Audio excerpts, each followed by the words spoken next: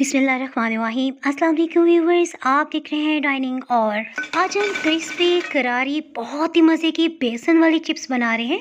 आपको यकीनन इसकी आवाज़ से भी अंदाज़ा हो रहा होगा ये कितनी क्रिस्पी बनी है। रेसिपी पसंद आए तो चैनल को सब्सक्राइब कर दें।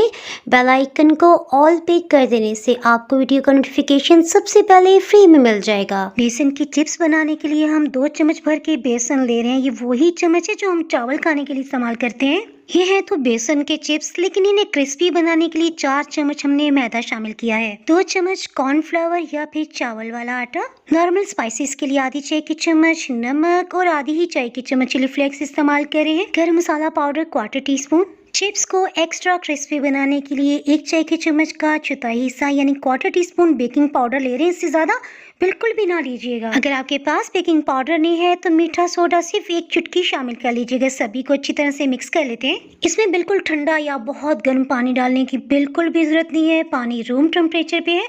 थोड़ा थोड़ा शामिल कर रहे हैं और मिक्स करते जा रहे हैं। अब आपके जहन में ये क्वेश्चन आ रहा होगा कि इस बैटर को कितना गाढ़ा या कितना पतला रखना है।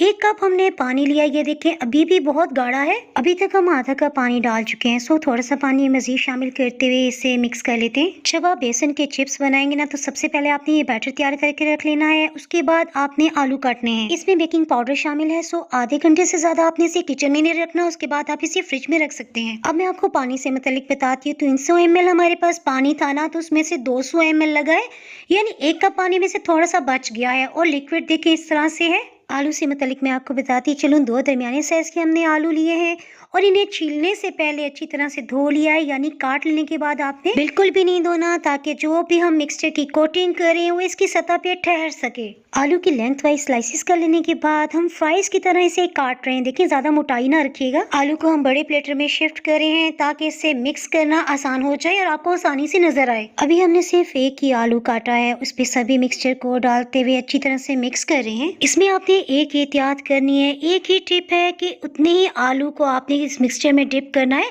जो आपने बैच में डाल लेना, यानी एक्स्ट्रा आलू बीच में डिप करके नहीं रखने। मैं आपको जूम करके दिखाती हूँ। देखिए कोटिंग आलू के ऊपर ठहर रही है और एक्स्ट्रा खुद बहुत से नीचे चली गई है। हीट को लो ही रखा हुआ है। तकरीबन 3 मिनट्स के अंदर अंदर आलू ऊपर की सतह पे खुद बहुत तैरने लग गए हैं।